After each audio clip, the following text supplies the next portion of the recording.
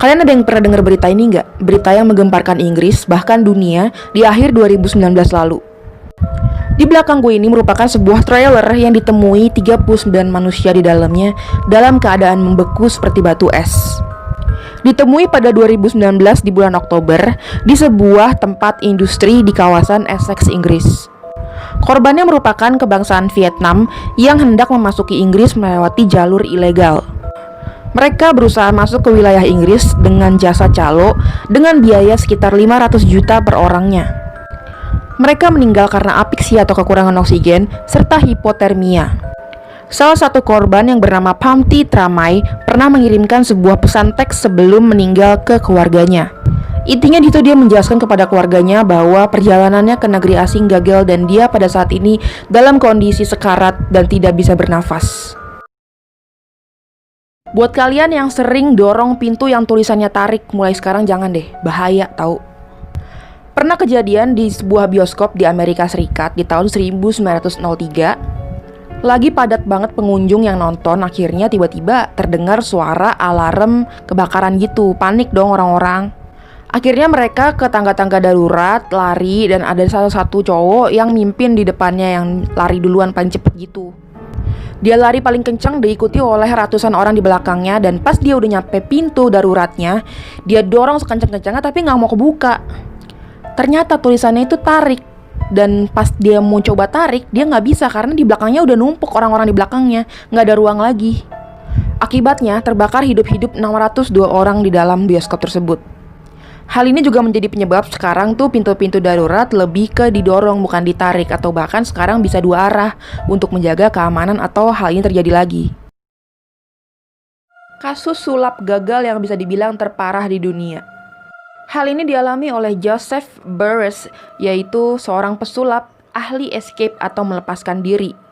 Jadi dia itu ngefans banget sama Houdini nih. Jadi dia pernah juga melakukan sulap serupa, yaitu ditutup di sebuah peti plastik, dikubur sama tanah, dan nanti dia bisa lepas gitu aja. Padahal tangan kakinya itu awalnya dirantai gitu, dan dia berhasil.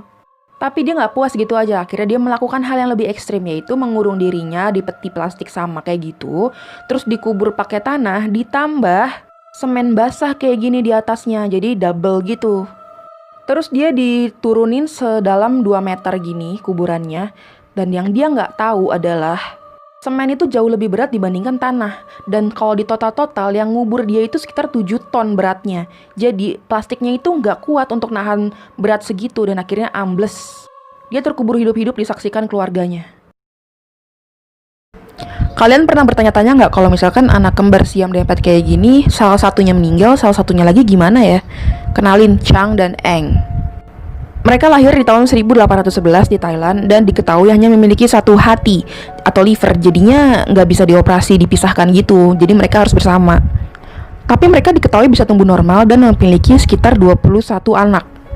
Sampai suatu hari, si Chang ini sedang tidur dan akhirnya dia meninggal dalam tidurnya.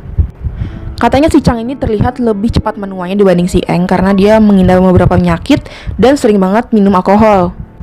Dan waktu si Eng tahu si Chang meninggal, dia langsung panik, kaget dan lain-lain, sampai akhirnya dia bilang kalau misalkan gak lama lagi saya juga akan pergi.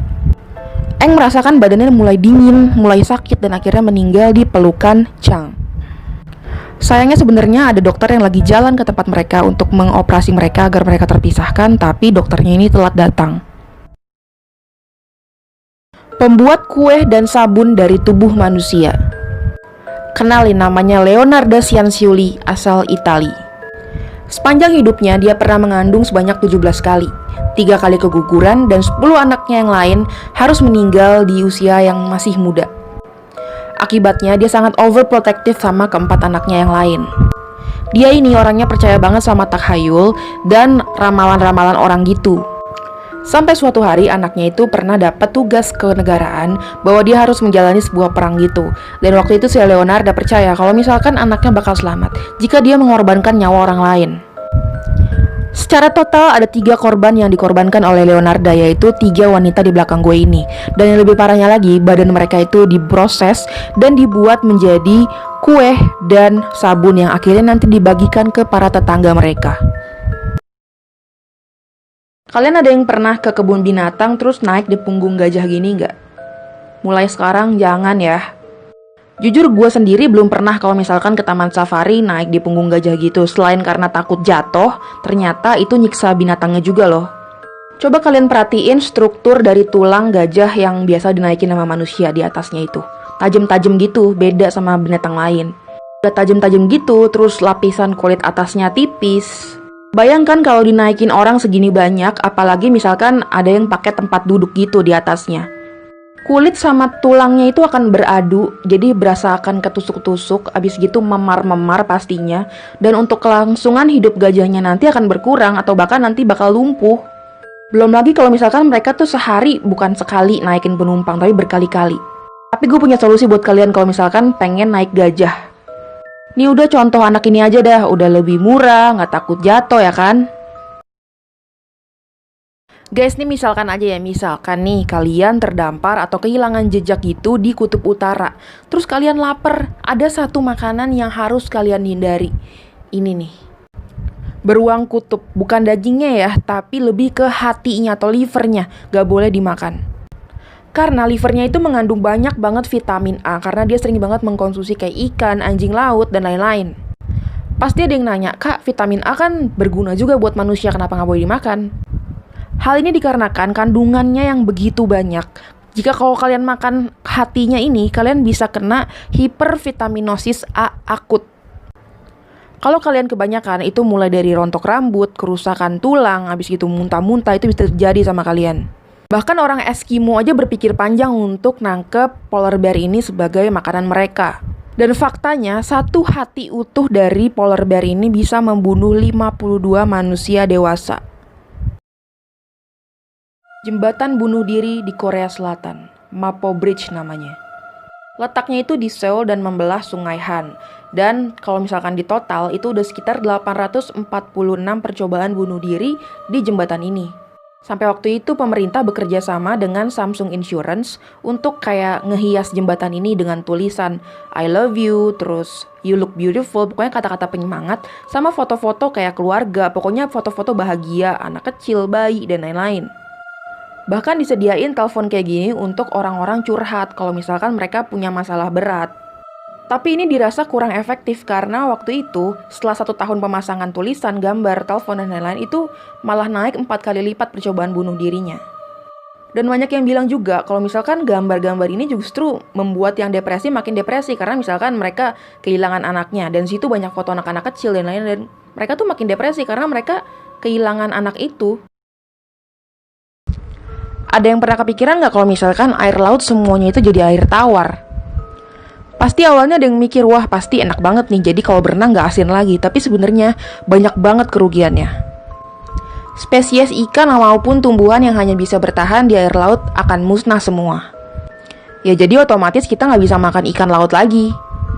Dan di musim dingin di beberapa negara, air laut bakalan cepat membeku karena air tawar itu bakalan lebih beku dibandingkan air asin. Dan pas gak beku lagi, kemungkinan akan banyak terjadi banjir-banjir atau bahkan tsunami. Hilangnya ganggang laut akan menghilangkan produksi 50% oksigen untuk bumi.